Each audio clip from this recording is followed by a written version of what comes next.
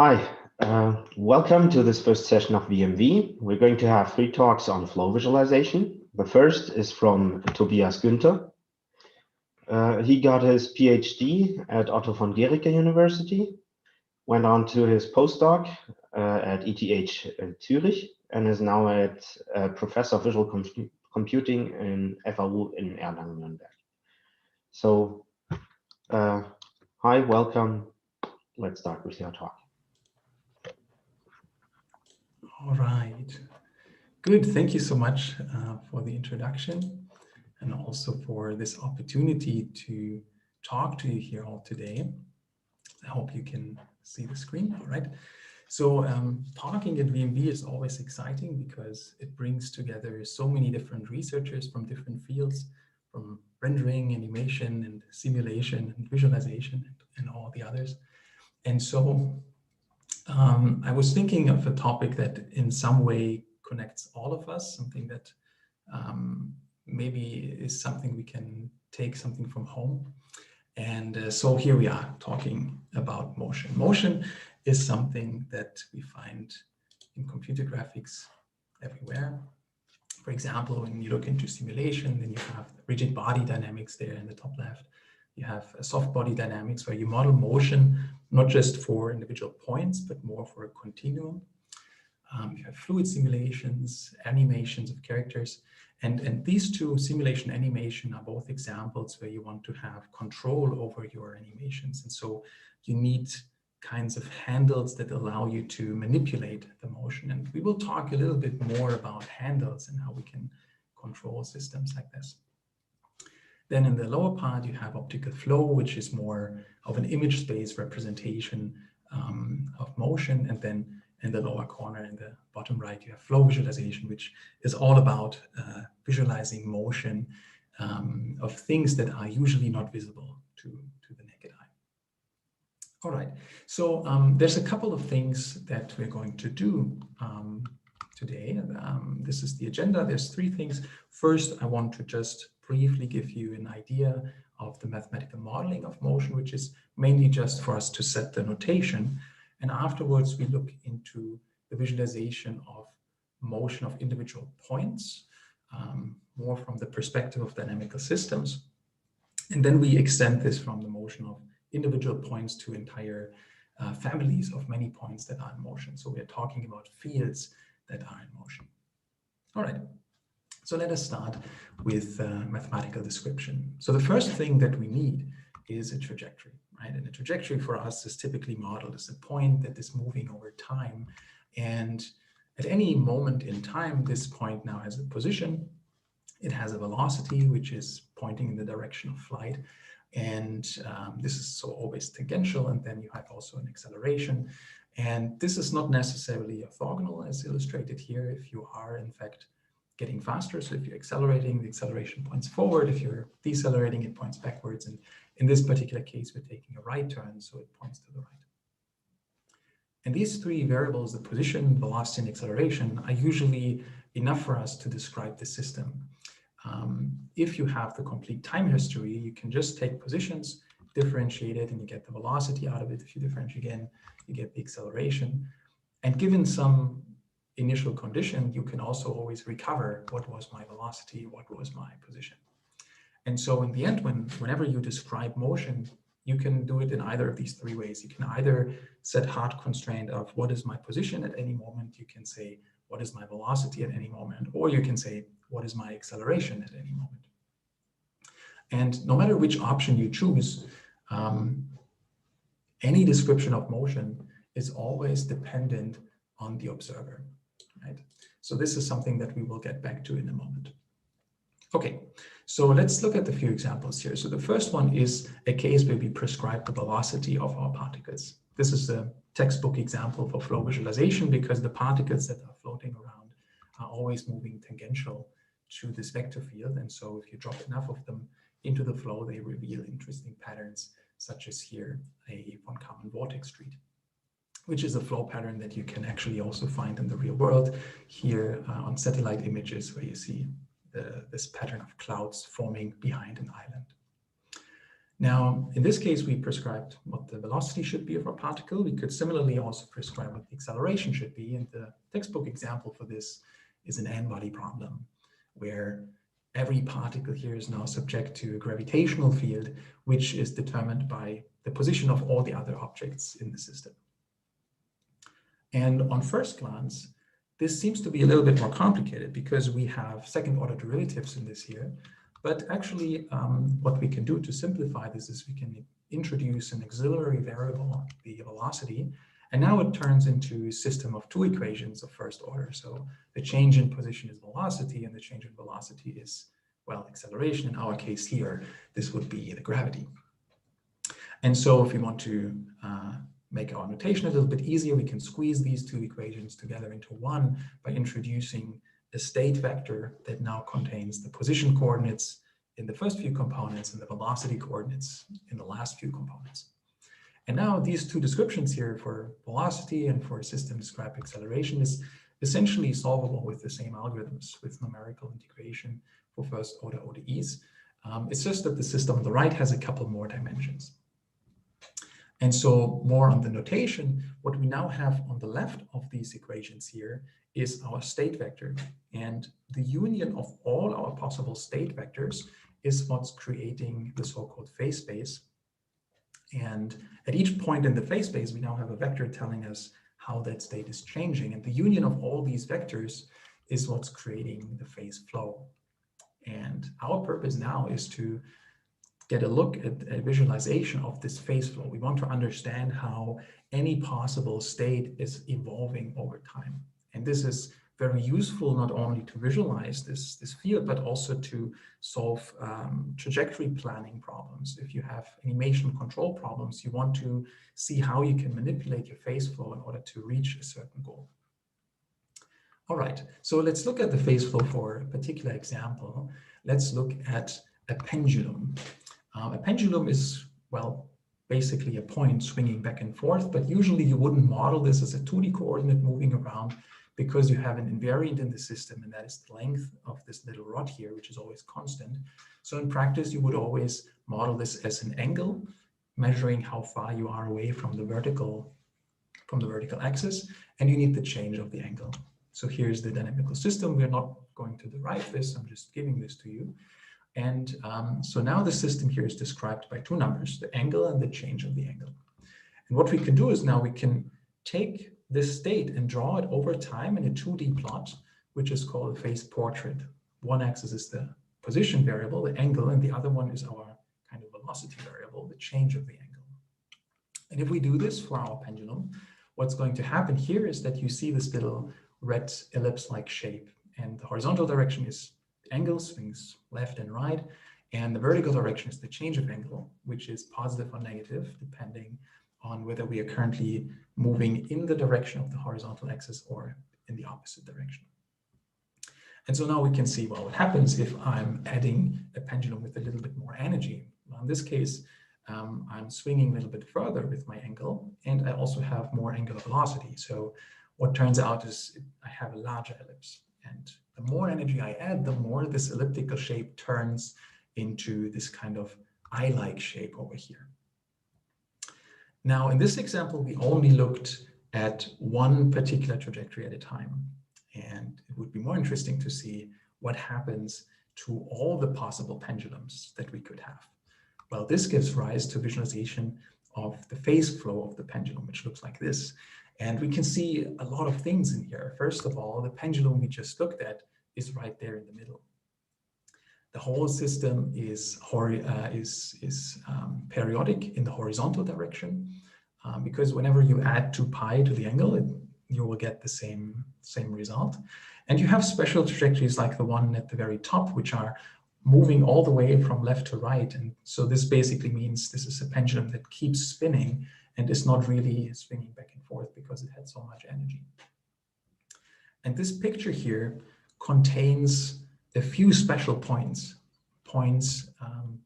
that we usually call equilibrium points. We have the blue ones here, which represent whenever a pendulum is perfectly hanging still, and the orange ones, which is whenever the equilibrium is reached by a pendulum perfectly balanced upright. right? So these are the two kinds of states where there's no motion at all. And we can now think about the properties of these points. We can ask, well, what happens now if I slightly nudge my pendulum out of that state? In the blue case, it will not change all that much, but in the orange case, it's going to tumble over and will fall into completely different configuration. So we have a notion of stability of these points here as well.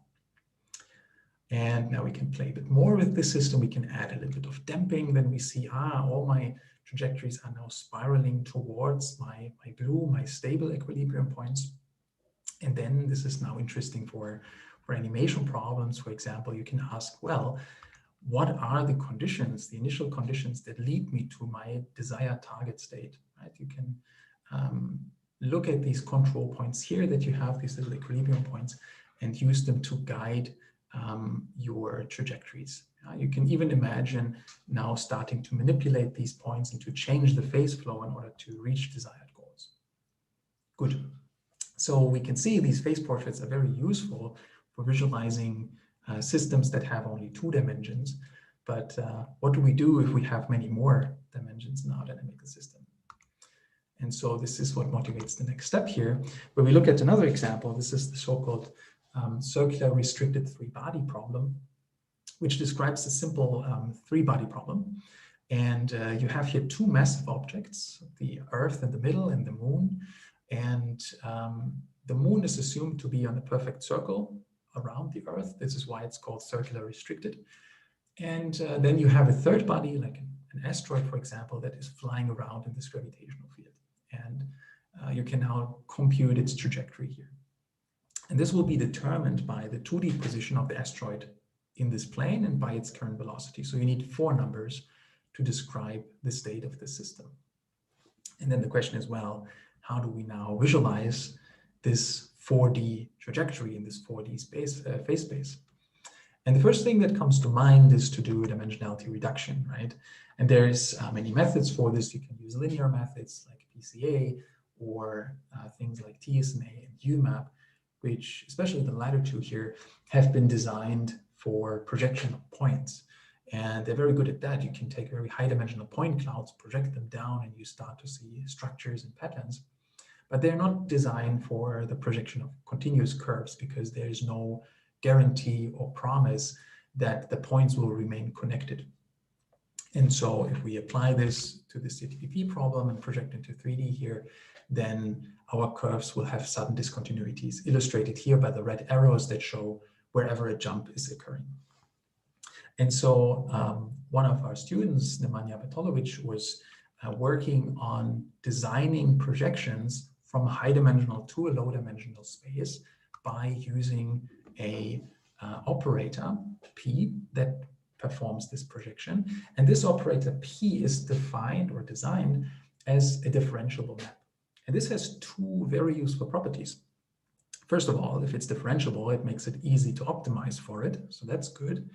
And the other thing is, if you have a differentiable map, you can not only look at how a high dimensional point is projected down, you can also look at how is the velocity vector, the change of this high dimensional point being projected down. You can ask how is the acceleration of that point being projected down. And this gives you access to compute geometric properties that we eventually use to constrain the construction of this projection.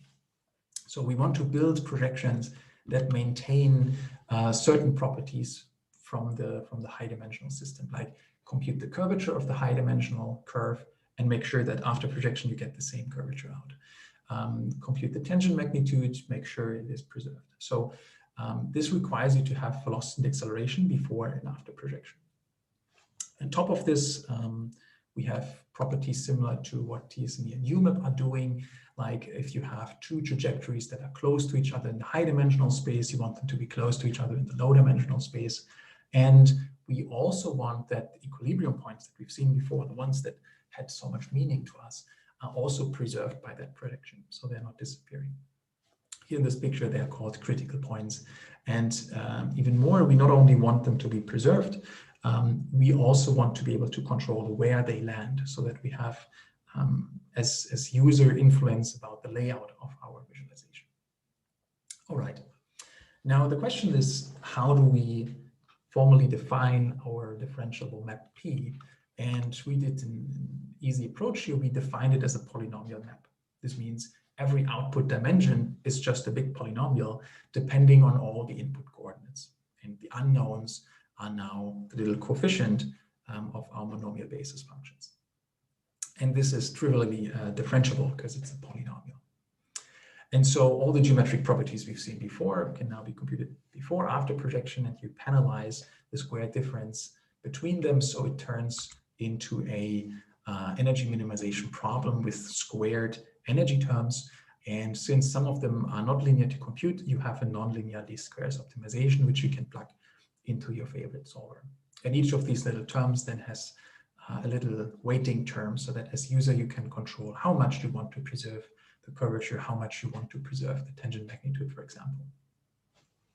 And so if we apply this to the three-body problem we've seen before, we get the following. So in the middle here in yellow, you have the subspace visualizations of the velocity and of the positions separately.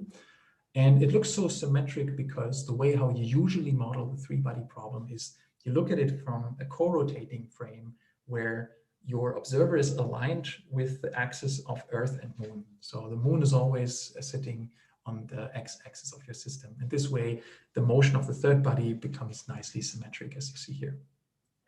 And so if you don't want to visualize the subspaces separately, if you want to have it in one picture, you get the image on the right, which is our projection from 4D to 3D, where you get this kind of torus-like shape, which has high velocities in the inner parts and lower velocities in the outer parts. The optimization is rather efficient. It takes a couple of seconds. You see here how the space of parameters is explored until it eventually converges to this shape here. In comparison to other dimensionality reduction techniques, you have here on the very left PCA, which is linear, and TSNE and UMAP in the middle. They also have this property that if you change the sampling of your trajectory, so if you would integrate the numerical trajectory with smaller or larger time steps, you would also get a different projection for TSNE and UMAP, whereas the phase-based projection remains fairly stable under that.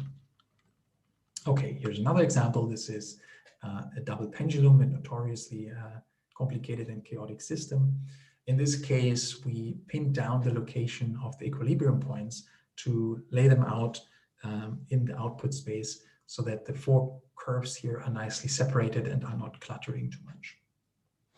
Okay, then we can slowly increase dimensionalities. We can look at 5D problems in the middle here, like the motion of sand particles in a fluid. These particles have a 2D position, in this case, a 2D velocity, and also they depend on time because the fluid itself is time dependent. So this becomes a 5D problem. And on the very right, you have a variant of the CRTBP, the circular restricted three-body problem, so the Earth-Moon problem, where the particle is not just restricted to move in the horizontal plane, it can also move outside of that plane. And then you have a 3D position and a 3D velocity. So this system here has essentially an objective function that is not convex.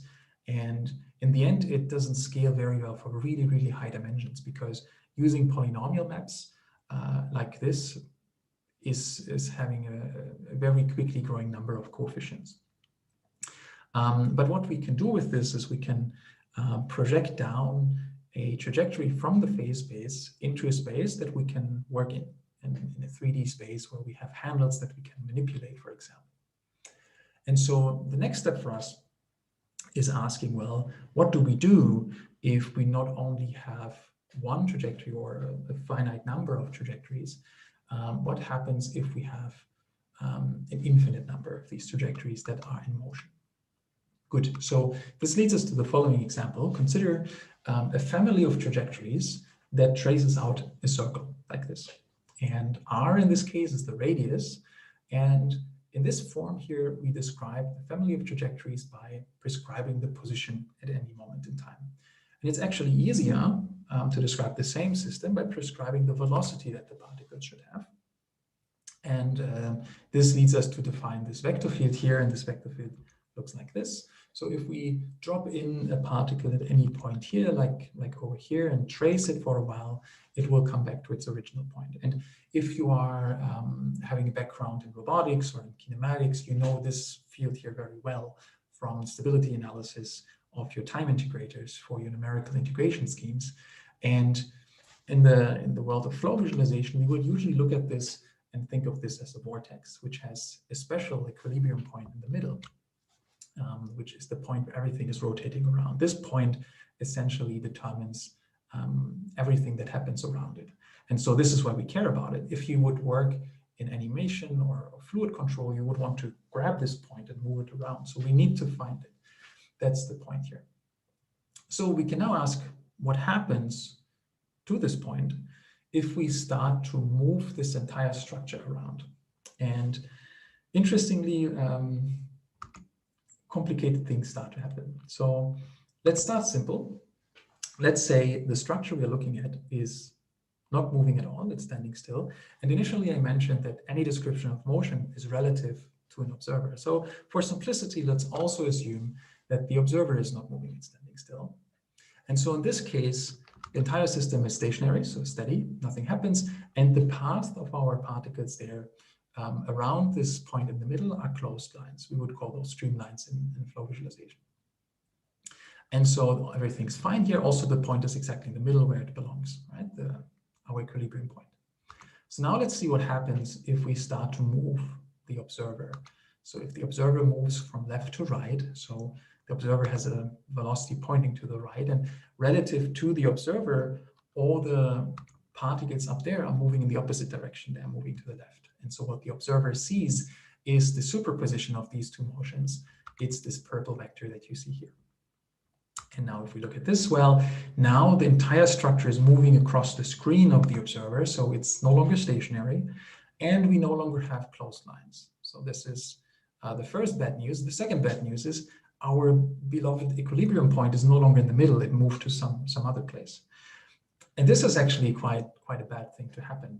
In general, if we look at the physical problem, at the physical system, and if we want to make some measurements, then the observation that we make should not depend on the way how we look at that system, right?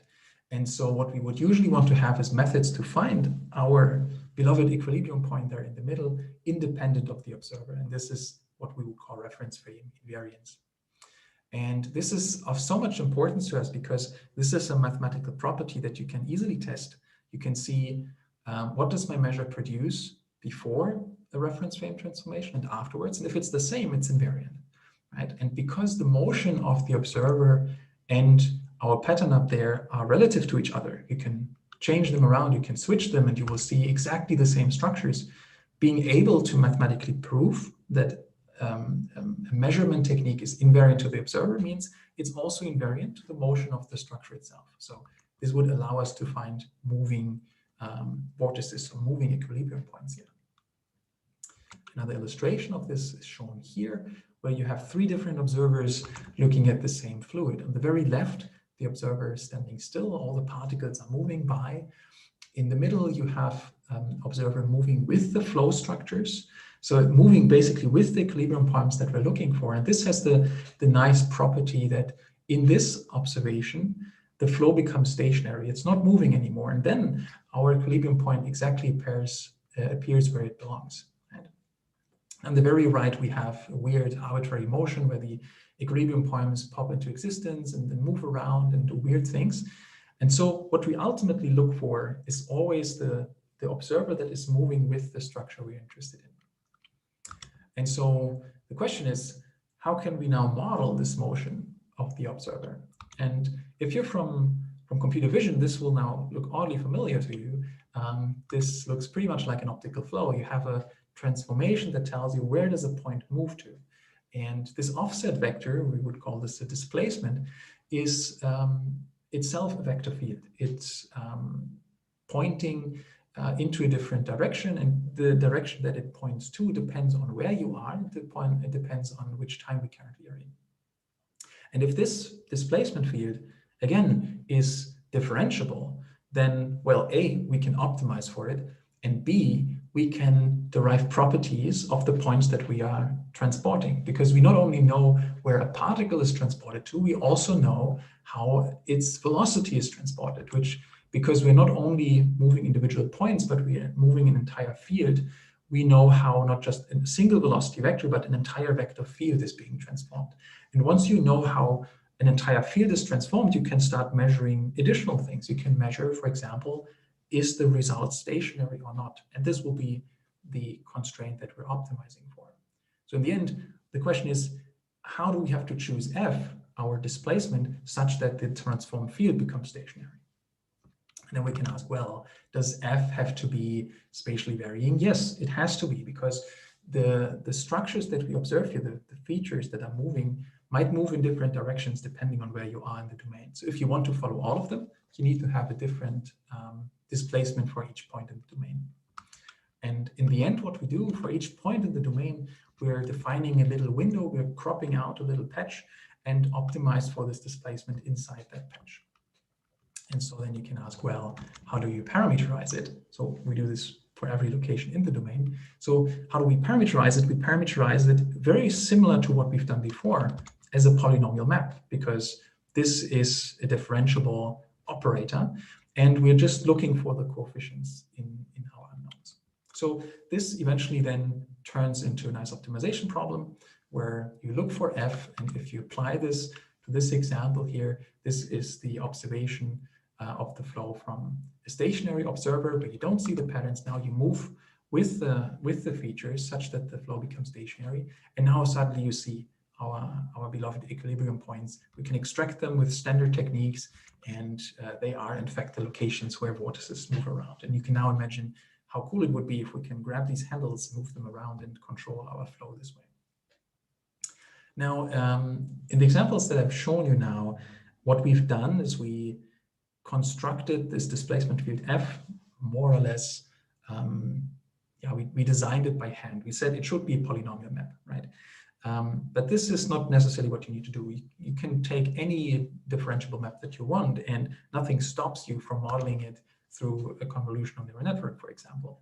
And this way you can learn the parameterization of your mappings. And this is also some work that we've been doing in the past, which has some additional nice benefit, because since you can model this in the end as a supervised learning problem, you can teach the network to deal with all kinds of artifacts on the input. So you can introduce noise to the system, and the neural network will figure out to deal with this and to neglect this. Whereas the typical optimization problems will have difficulties when you add noise to this, because the derivative estimations needed to perform all the calculations will get very unstable.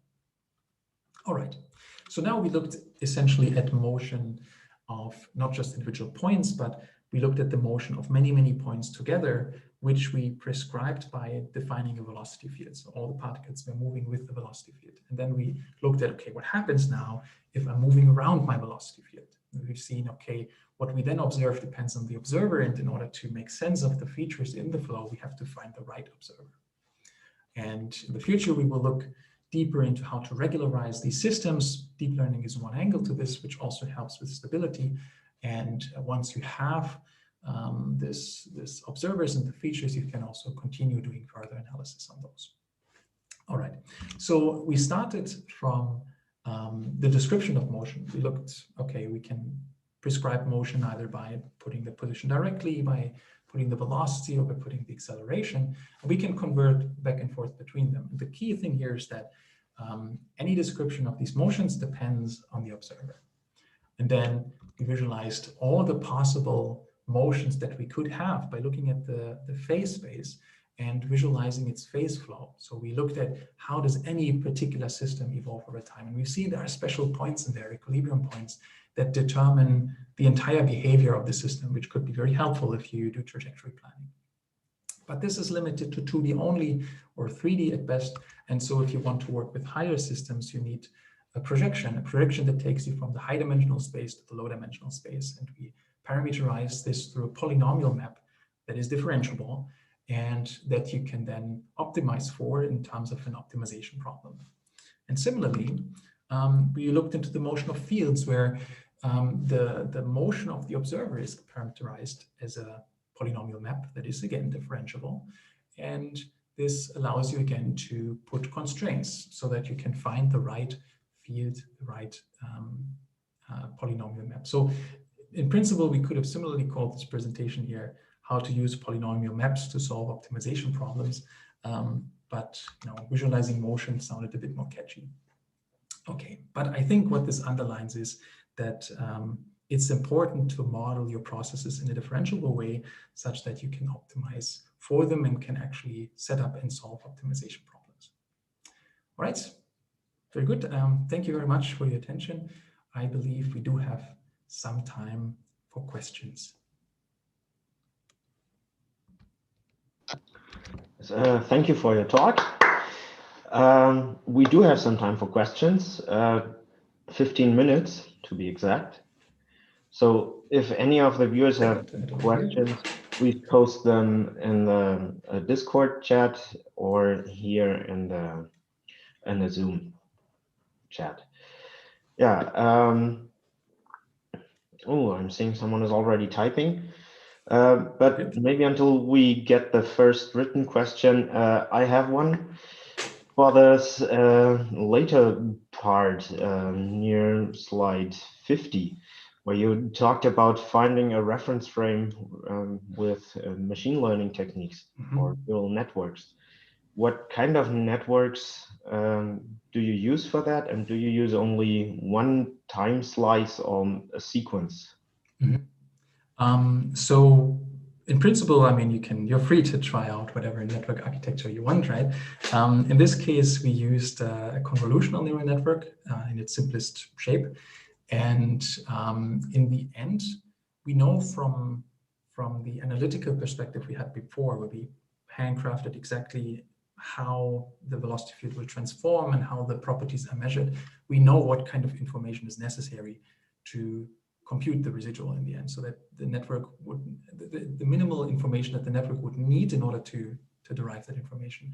And this requires to compute time partial derivatives. So it's important to also put in multiple time slices because otherwise that information would not be there. So by knowing a little bit more about the problem, you know enough information to know what to feed the network, at least, right? So that you can expect some useful result in the end. Okay. Yeah. So I see someone's typing quite for a bit. Okay, so there's a question. What's the next dimension reduction applied to flows? What are the challenges? Scalability, I would say. So making it work for very, very high dimensions, because there are problems where you have systems with 1,000 variables that are currently at play, that are in motion, and you want to understand how these behave. And projecting those down and having enough sample points in this high dimensional space so that you can build a good map that is meaningful is tricky. And so the question is, how do we parameterize again our polynomial maps? And I mean, you probably don't use polynomial maps in the end. Maybe you use machine learning for this, right? Okay. Okay, it looks like there's another question in the making. Yeah, there it is. Another question for the projection. What are the weak points of that phase-based projection, and where does it fail? So I think one of the main issues now is it's a non-convex optimization. So you're never guaranteed to have the right minimum in the end, and you have a lot of parameters at the moment to weight the different energy terms. So this is also always a little bit biased by what the user wants to see. So there's always the risk, and it's the same for any system where you have too many parameters. If the user has too much control over the output, you start to build something that you want to see, right? And so this is always risky. So I would say at the moment, the dependence on its parameters and the fact that it's a non-convex optimization, this can make it challenging. Okay, thank you. A short follow-up on to that, you mentioned that you start building something that gives you the output you want to see, right? And I noticed that with those projections from PSP, that at least with the circular restricted three-body problem, the results were also circular. So I guess that was a coincidence, or is that showing that, hey, you notice a property of the problem you're analyzing using this projection? So in this case, if you run many simulations on this one, very often you end up on this state. And you can look at also the energy that you reach at the end of your optimization. So you can always pick the one with the lowest energy. You just need to run with enough of these runs here. But in the end, yeah, I mean, we were quite happy to find a result that shows so much symmetry. Right? Because we know from the subspaces that they are very symmetric, so we also expect symmetry in the output. In a way, this could also be a measure that could be directly built into the optimization to steer it towards these kind of properties, right? So having symmetric outputs, if the input is symmetric, might also be a good constraint to have. Okay, thank you. So it doesn't look like anyone else is typing. Maybe we'll give people one short minute to maybe think of another question. Otherwise, we'd move on.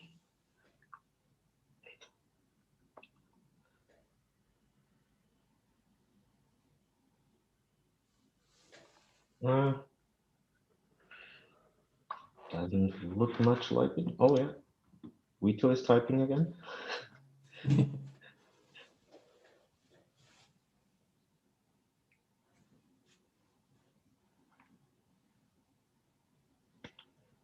Okay, no, it doesn't look like there's another question coming.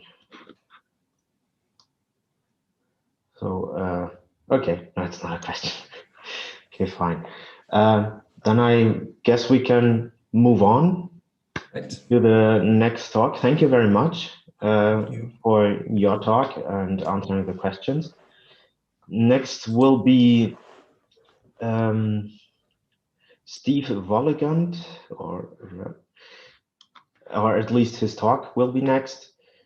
He decided to do it via a video, so we'll just watch a video and then afterwards we'll be back for some live Q&A. Welcome to our talk about static visualization of unsteady flows by flow steadification. First, I will give a brief overview of the visualization of time-dependent flow data. Then I will present a simple test data set, and with this I will explain the main challenges of visualizing unsteady flow data. Afterwards, I will explain the algorithm, and at the end you will see some results. Visualizing time-dependent data is a standard problem in visualization. Many objects considered in visualization are time-dependent. That means they change appearance and behavior over time. Creating visualizations of time-dependent phenomena has always been a main challenge in visualization. An obvious and straightforward approach is the use of animations. The object is visualized at a certain time t, where t varies monotonically or is varied interactively. The straightforward approach of visualizing time-dependent or unsteady flow is to integrate streamlines at one time step t, and then use some technique to visualize these streamlines, either geometry-based or texture-based, like line integral convolution. Then for several time steps, these visualizations are created and at the end played as a video. Now the question is, how can we see this dynamic behavior of unsteady flows in a single image? For presenting other visualization techniques of unsteady flows and its drawbacks, we will take this simple flow. Its streamlines are straight lines and its path lines are unit circles. We have already seen this video, which shows the streamlines of our test field. The streamlines, as already said, are straight lines. The direction depends of the current time. When integrating path lines, one gets unit circles no matter at which position, which can also intersect each other. The naive approach of visualizing time-dependent flow data in one single image is to simply draw random path lines. And this only gives a cluttered visualization. The more complex a flow gets, the more cluttered is its visualization of random path lines. Another approach is to somehow reduce a set of random path lines and show only the ones which show the most interesting regions of the flow. The algorithm by Marchesin tries to do exactly that. The right image shows a reduction to only 10% of the initial set of path lines. The result is nearly the same as with random path lines and doesn't even cover the whole domain. There's also work that tries to visualize path lines with a texture-based approach. These techniques are all made to be viewed as a video. However, snapshots of these videos only show steady data. The reason for this is that the integration lengths are relatively short, and path lines tend to look very similar to streamlines when the integration length is not long enough. This is an important statement. But what makes it hard to show dynamic behavior in one single image? One really big advantage of visualizing streamlines over path lines is that a streamline never intersects any other streamline or itself. Lick transforms a random noise image to an image which represents the flow by smearing the noise data along the streamlines at one time step. And why do we get sharp images? The reason for this is that if a streamline connects two pixels in forward direction, then it also connects these two in backward direction. This coherence is not given with path lines. Two path lines started at the same position but at different time steps can be completely different. Also, one path line can intersect itself or other path lines. For this reason, Lick is not possible with path lines. We provide a technique to create a steadified flow from an unsteady flow. And this steady flow can be visualized with any available visualization technique that creates images of steady flow data. To the best of our knowledge, this approach is the only one which actually shows the dynamic behavior of an unsteady flow in one single image. Now the question is which path lines to pick at a pixel of the image. The search space is very huge, and for each position of the domain, we have to decide at which time we seed a path line, and for every pair of path lines, we have to decide in which order we have to draw them. Steadified flows are discontinuous, and that's why we need to optimize to minimize the number of cuts. We have to somehow reduce the search space in a reasonable manner, and the first thing we do is that we do not integrate path lines but path surfaces. Path surfaces are sets of neighboring path lines along a seed curve. By using an adaptive path surface integrator like Hultquist, one can approximate the infinite amount of path lines pretty good. We superimpose a relatively coarse grid over the domain of the flow. The grid edges act as seed curves for path surfaces. For each grid edge, we integrate a path surface. Now that we have a set of n path surfaces that all cover a part of the domain, we have to just decide which path surfaces we need to cover the whole domain of the flow, and more importantly, in which order they are displayed best. If two path surfaces cover the same area, which of the two path surfaces describe the overlap area better? Maybe one of the two path surfaces show a more interesting region of the flow. And how do we decide which one to show first? Exactly this problem can be mapped to one of CARB's 21 NP-complete problems, namely the set cover decision problem. To solve such decision problems, there exists a greedy algorithm which we use in an extended variant. Let me first explain the idea of the algorithm. Given a set called universe, which includes all elements, can a set cover be found from m elements of a set of subsets of the universe? Let's try to decide if a set cover can be found with two subsets of these 5 subsets of our universe. If we look closely, one can easily say yes, a set cover can be found with these two subsets having 7 elements each. Now let's take the greedy algorithm to make a decision. The greedy algorithm always takes the subset which introduces the most unused elements of the universe. So the first subset with which the greedy algorithm picks is the one with 8 elements, not the one of the two having 7 elements. The next one is the one with 4 elements, because if the algorithm would pick this subset, only 3 new elements would be inserted. And hence it takes the one that inserts 4 new elements. The algorithm would now stop and say no. There's no set cover which only needs 2 subsets, but we just keep the algorithm running until no new element can be found anymore. And this way we find a set of subsets which covers most of the elements in the universe. And in this example, it finds all. We can extend the algorithm and equip each element of the universe with a weight. The algorithm now searches for the subset which introduces new elements that have the greatest accumulated weight. In this case, every element has the same weight, which results in the same output as before. But if we only change one single element's weight, the algorithm outputs a totally different set of subsets. The first subset now is the one with an accumulated weight of 10, and the next one is not the one with 8 elements, because this would only introduce an accumulated weight of 4. Instead, the algorithm picks the subset with 7 elements with an accumulated weight of 7. The understanding of this is that if we construct a clever weighting function, we can bypass the drawbacks of the greedy algorithm. Now here comes the mapping to our problem. We discretize the domain of the flow into a second higher resolved grid that has W by H equals K grid cells, and H by W will also be the output image resolution. The set of these grid cells will be the universe of our set cover algorithm. Then we integrate M path surfaces from the grid edges of the coarser grid as explained earlier, and they will be rendered into an image of the same resolution. The renderings of these path surfaces will be the subset of our universe. Now we have to decide which path surfaces have to be rendered in which order with help of the greedy weighted set cover algorithm. Now we need to define a good weighting function that each pixel of the rendered path surfaces will get. Differently as in the original greedy weighted set cover algorithm, not each element of the universe gets a unique weight. In our case, each element of the subset gets a weight. What do we want from the weighting function? We want to show the dynamic behavior of a flow which only gets visible if the path lines are long enough. And that's why we want to emphasize long integration lengths. We want to show interesting regions of the flow, and we define interesting as non-laminar, which is the case when path lines have a higher curvature.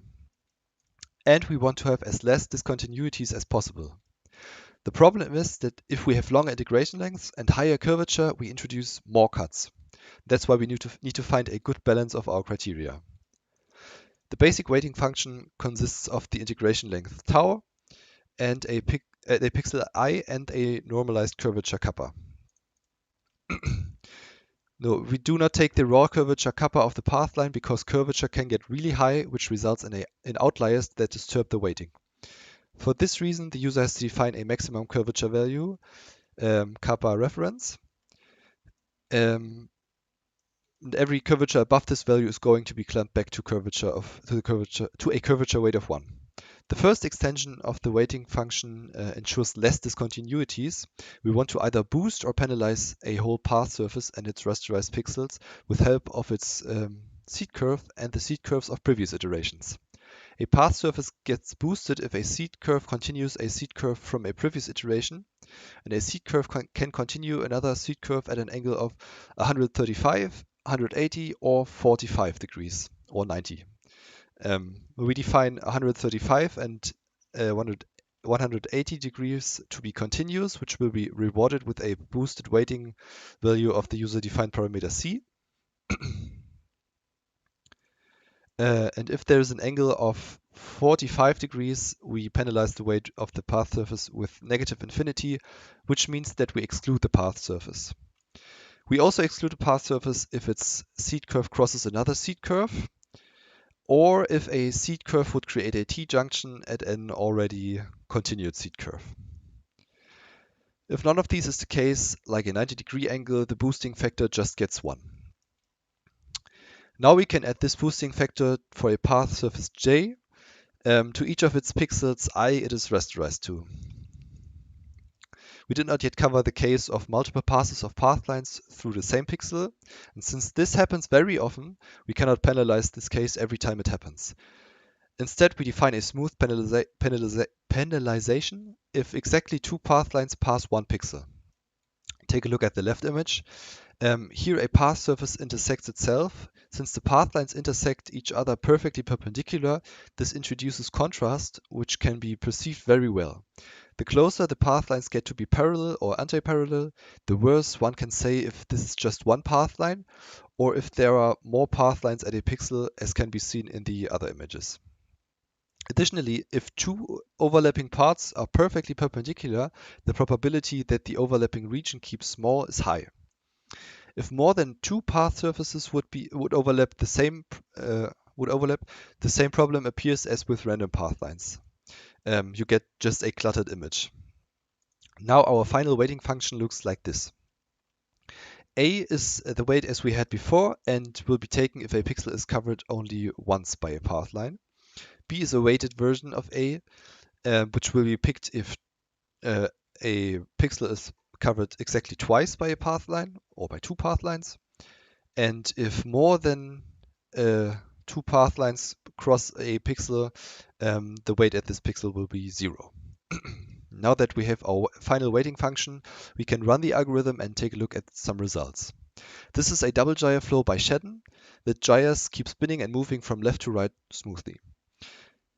Here we can see a steadified version of the flow in the time range from 0 to 10. You can see the movement of the gyres here. And there are relatively few discontinuities which are encoded as white lines. The boost factor for continuous seed curves is 1.5. That's why we have less discontinuities. And if we increase the reference curvature from 5 to 10, higher curvature gets rewarded. There appears some stronger turns, especially on the left-hand side. If we set the boost factor for continuous seed curves to 1, there's actually no reward, which results in very many discontinuities and a cluttered image. And on the other hand, you will get a more curved flow. Here we have a simulated cavity flow. From left we have inflow, and from on the right we have outflow. On the bottom we have a lot of turbulent movement. A steadified version of this cavity flow can be seen on this slide. These result images are very hard to read, but one can learn to interpret these images. For example, one can directly see that inflow happens on the right side because of the color coding. Here on the right, one can see that some movement of eddies is going on over time because the color changes and this curved structure is remaining. You can also see that the flow enters the bottom area here in this center region and either moves to the left or to the right. And you can also see that the eddying motion is moving upwards and then to the right. Okay, that's it. Thank you for your attention. Yeah.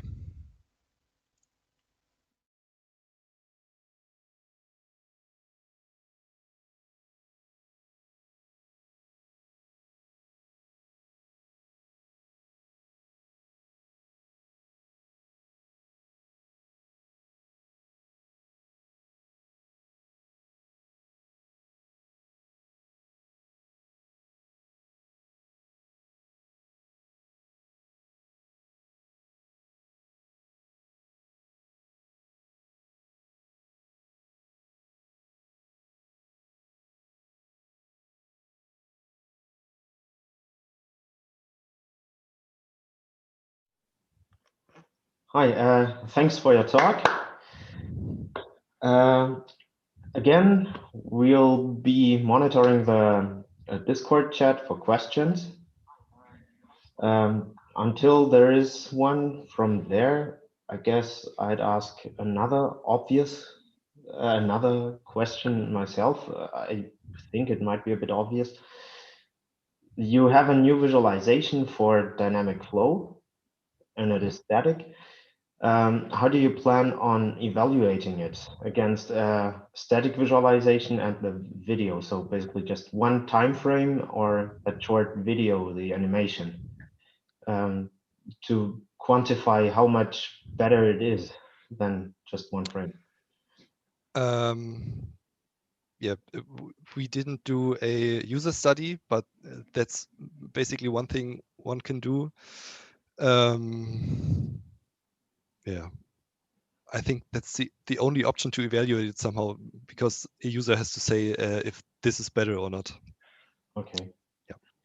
So I guess there's not a kind of metric for that, right? No, not until now, at Okay. least. Well, Yeah. then that would be a nice new addition for research, I guess. Right. Okay. Okay, so there's a question from Vito. He wonders if user interaction would be beneficial to the approach. Yeah. Yeah, user interaction is not really possible at the moment because this takes some time to calculate these images, because integrating these whole path surfaces is very time heavy. And yeah, I think, yeah, that's not possible at the moment. Okay. So I guess as you showed those examples where you adjusted the parameters, that would take quite some time. Yeah, for this double gyre flow, this is an analytical flow. It just takes about 5 minutes, but on simulated flows, which lay on the hard drive, it's like 2 hours or something to calculate one of these images. Okay. Good. Then it looks like there might be another question. Okay, how does the performance compare to computing the flow maps, such as in FTLE computation? Yeah, FTLE is also quite heavy. I think it's about the same, because for each pixel you have to somehow integrate path lines, and you have to also do this in FTLE. So it might be the same to FTLE in comparison to FTLE. Okay. Yeah. And as you said, it's a bit challenging to interpret those pictures. So just for me as an interpretation, or as trying to interpret that, if there are more smaller areas, that means the flow is more unsteady at that location. Is that correct, or? Yeah, we can take a look at the image maybe. I just share the screen. Can you see the image? Yeah. Yes. Okay. You have those swirling movements on the right-hand side here, if you see my cursor. Yes. And yeah, and the more cluttering you see basically here, and there's more unsteady behavior. And on the top, this is all somehow laminar, and you have wider path surfaces or regions of path lines. And there you have more steady motion, or the flow doesn't change over time that much as in the bottom area here. So yeah, you could interpret it like the way you just said. Mm-hmm. Okay, thank you. Another question here from Vico is about multiple layers. If a surface is self-occluding, it would be interesting to be able to show both paths with a depth peeling approach, for example. Is there a way to implement that? Basically, yes. So you could just throw away the best path surface and just take the second best path surface to get a second version of it, or the second best version of your parameters. So basically, yes, this is possible. Okay, nice. Maybe, yeah, I'd say that's enough questions. I think, unless someone else comes up with something and I see someone's typing in the next 5 seconds. Okay, then no, thank you very much for your talk. And then we'll move on to the third talk by Franziska Kahlert. Are you ready? Yeah, I just need to share my screen. Yeah, I stopped the share. Yeah, thank you. So share this one. I hope you can see it. So welcome to the presentation of partial matching of trajectories with particle orientation for exploratory trajectory visualization. My name is Franziska Kahlert. And first of all, some thoughts about why comparing trajectories is interesting at all. Trajectories are compared if similar trajectories should be retrieved. So this is done in movement pattern analysis or as a filtering approach, which we want to utilize to provide interactive exploration of trajectory datasets. But why do we want to compare particle orientations? Because the particle orientation is interesting where it influences the movement behavior of the observed object. So for example, in this particle dataset, the orientation influences the impact of external forces and movement possibilities. So it determines if the particle rolls or slides or make inelastic or elastic bounces. So let's start with the problem description. As you saw before, trajectories consist of positions over time. In our case, this will be 3D coordinates. And often moving point objects are assumed. So just one representative point of the object is chosen to determine the position. And you can store additional attributes for each position. In our case, this will be the particle orientation. So a lot of similarity measure already compare the shape of the trajectory, which is the 3D curve. But we want also take the particle orientation into account. For this, symbolic representations are an interesting approach since they abstract the data and convert it to strings such that you can incorporate any attribute you like, and you can furthermore utilize string comparison approaches. Doge et al. Proposed a generic approach for creating symbolic representations based on movement parameters. Movement parameters are sequences of scalar values. You can see a movement parameter profile here, which is just the scalar value over time. And based on this profile, movement parameter classes are computed. And these are based on the deviation to the median and the sinuosity of the profile. And in total, there are 9 movement parameter classes. In the end, you will get a movement parameter class sequence. Here it is encoded with colors instead of showing a string. So our goal was to propose a similarity measure considering the shape of the trajectories and the particle orientation. And we also wanted to incorporate partial matching since the trajectories are often very long and you may only be interested in some parts of them. Furthermore, we want to assure some invariances regarding rotation, scaling, translation, and reparametrization of the trajectory, since this makes the approach more flexible and you can incorporate these properties in the end by global constraints easily. So the most important step is to define the movement parameters we want to use for the symbolic representations. And in this case, we define it for the trajectory shape. So we have chosen the curvature and torsion since they describe the 3D curve.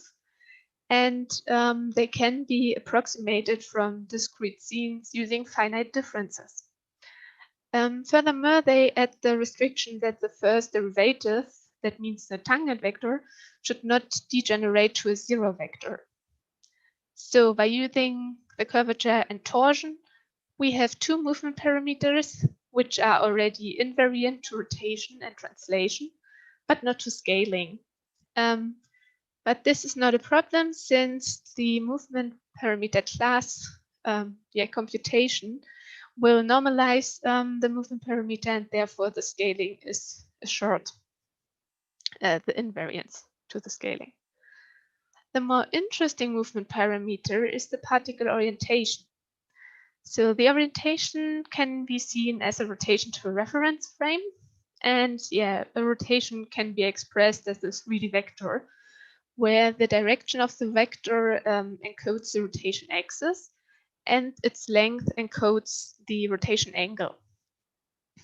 By using the 3D vector between consecutive sample points, we ensure independence of the reference frame, which is important, for example, if you want to compare different data sets and do not want to transform it beforehand. So by doing this, we are invariant to translation and scaling, but not to rotation, as you can see in the image here in the bottom. You have the same trajectory with the same rotation vector between consecutive sample points, but because this rotation vector is expressed in the world coordinate system, it is a different vector for both trajectories. We therefore introduce a local reference frame, which is the Fresnel's array frame, since it follows the shape of the trajectory, and it is defined by a tangent vector, by the normal vector, and a binormal, and creates a local coordinate system along the trajectory. By using the coordinates of this of the rotation vector relative to the Fresnel's array frame, we will finally get 3 movement parameters that are invariant to translation, scaling, and rotation. Yeah, another interesting step of our approach is the resampling of the trajectory, since we want to increase robustness for the movement parameter calculation, and we want to make the approach invariant to the different samplings that may occur. The first of all, we resample the shape. And this is done to avoid straight line segments over multiple sample points. For this, we use the sinuosity, which is the ratio of the curvilinear length and the Euclidean distance between the end point of the segment.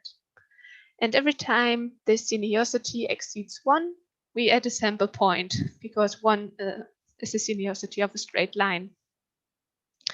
But as you can see in this figure here, in the end, we omit a lot of sample points where we have particle orientation changes. So we also do an orientation resampling. And the particle orientation movement parameter depends on 2 things. First, the changes of the Fresnel's array frame, which we already taken into account because it follows the shape of the trajectory, and therefore we can just reuse the sample points of the shape resampling. And it also depends on the rotation vector between the consecutive time sample points. And therefore we add a new sample point if the minimum rotation angle is exceeded. And this you can see here, we added some new samples. And since we want to provide a partial matching approach, potentially a lot of comparisons has to be calculated. And to reduce the computational cost, we perform a sub-trajectory detection of relevant parts that need to be calculated beforehand. Only trajectory parts with the same sinuosity as the query trajectory will be taken into account. This utilizes the same sinuosity formula as shown before. And here we can use a sliding window approach for the detection of the relevant parts fastly. So a short example, given these 2 query trajectories, the query trajectory on the bottom and an example trajectory of the dataset above. The preprocessing of the movement parameter calculation is already done, and the resampling too. So the next step of this approach is to do the sub-trajectory detection. And these are the regions that will result, will be found by that sub-trajectory detection. The next step is the creation of the movement parameter class sequences for each movement parameter. This follows the computation proposed by Doge and is done for each movement parameter. In this case, for the curvature, And for the torsion, then for the particle orientation movement parameters, so the x component of it, the y component, and the z component. And yeah, finally, the similarity score is computed. This is done in a hierarchical way. So first of all, the similarity scores for each movement parameter is computed, which also follows Doge because he introduced a normalized weighted edit distance with specific design costs for different class transitions, which we used, and we used yeah, the proposed classes by Doge. And yeah, we then average every similarity score to orientation similarity score and a shape similarity score, and finally merge them to a final similarity score. And yeah, you can see this here. The dark blue encodes the high similarity regions. And for this, the user can adjust each weight of how the similarity scores should be merged together. We, of course, evaluated if our approach is invariant to rotation, translation scaling, and reparametrization. And therefore, we generated a trajectory with all movement parameter classes. And yeah, with the following configurations. So it has two different particle orientations applied. And the final similarity matrix shows that it can distinguish between the different particle orientations, which you can see in the final similarity score. The shape similarity matrix shows that all the input trajectories share the same shape, which is wanted. And the particle orientation similarity matrix shows the clear distinction between the different orientations. Furthermore, we incorporated the algorithm into an application for interactive exploring particle trajectories. So you can see some results here. We have this data set and the gravity trajectory, and here the data set from the side. And the retrieval result if you take the trajectory shape and particle orientation into account, and if you only take the trajectory shape into account. And as you can see that, we have way more trajectories with the same shape or a part of the same shape of the gravity trajectory than the matching shape and particle orientation. And here a more detailed view, so you can see that this trajectory shares the same particle orientation. It's traversal to its shorter axis, and then it goes in the direction of the longer axis. And here it's always traversal to the shorter axis. So although the evaluation showed that the invariances hold and it is useful for the application of the particle dataset, there are some limitations. So we found that it is sensitive to noise, because this similarity matrix should look like a checkerboard in the end. It does not really. So this can be avoided by smoothing as pre-processing step, for example. Furthermore, currently the gravity trajectory has to exist in the data set and need to be found in the first place. So this may be difficult, and the future work for this will be to provide a user interface for specifying or sketching the gravity trajectory. And ambiguities may occur due to the abstraction of the symbolic representation. But this was not specifically tested, but it does not to be a problem when exploring the dataset. And furthermore, it does not prevail the benefit of being able to apply this approach to an unknown data set without any adjustments. So to conclude, in the end, we presented an approach for partial matching of trajectories, considering the trajectory shape and particle orientation. which is invariant to rotation, scaling, translation, and reparameterization of the trajectory. And we also showed an application for the interactive exploration of the trajectory dataset. So thank you for your attention. Thank you for the talk. Again, if you have questions, please post them in the Discord chat. Yeah. Until then, again, a question from me. Yeah. You said you put that into an interactive application. Yeah. I'm curious how interactive it is, because you have that pre-processing step. So I guess it makes interaction much faster. How fast is it in a tool? So the pre-processing is done when the data set is loaded. So this is done when the user can, he has to wait some seconds, and then everything is loaded and rendered.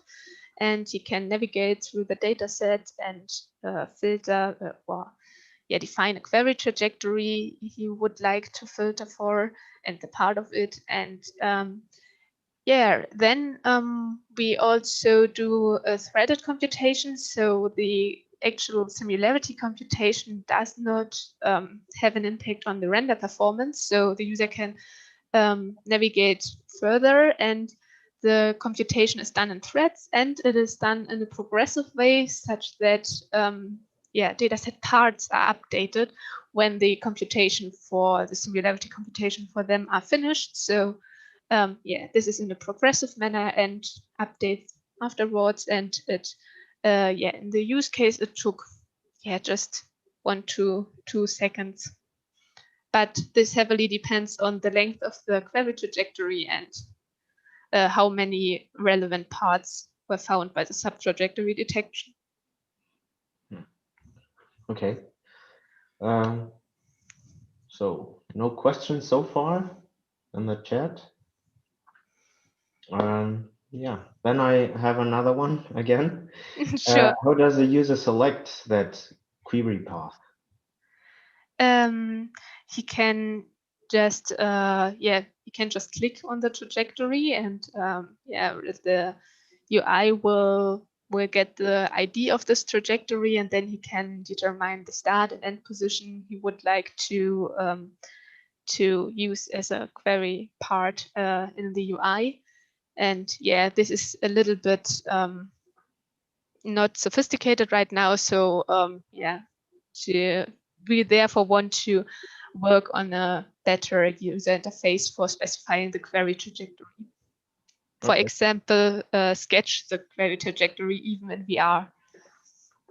Okay, yeah, well, sounds interesting then. Yeah. Okay, so we have a question in the chat from Shivam Agarwal regarding the specification of the query trajectory, whether it was done through interaction. Oh, okay. Well, I should have read. Okay, so I guess you answered both our questions. Thank you. Yeah, so I guess he's typing to say thanks. Yeah. Okay, so yeah, I'd say if there are no more questions in the next few seconds, then I guess we can. Oh, there it is. Yeah. So what applications are you focusing on? So we are mainly focusing on the particle data sets where you have some particles that move around. In this case, this was a particle data set where the particles were moved by flow. And there you have these cases where it is interesting that they have specific orientations along the trajectory. Okay. Well then, thanks. Yeah, so since there's no one typing right now, I'd say it looks like all the public questions are over. That would conclude the session now, but we'll stay available in the Discord chat if there are any more questions afterwards. So thank you for your presentation and answering the questions. Thanks to all the presenters in this session, and have fun and a nice day. Bye.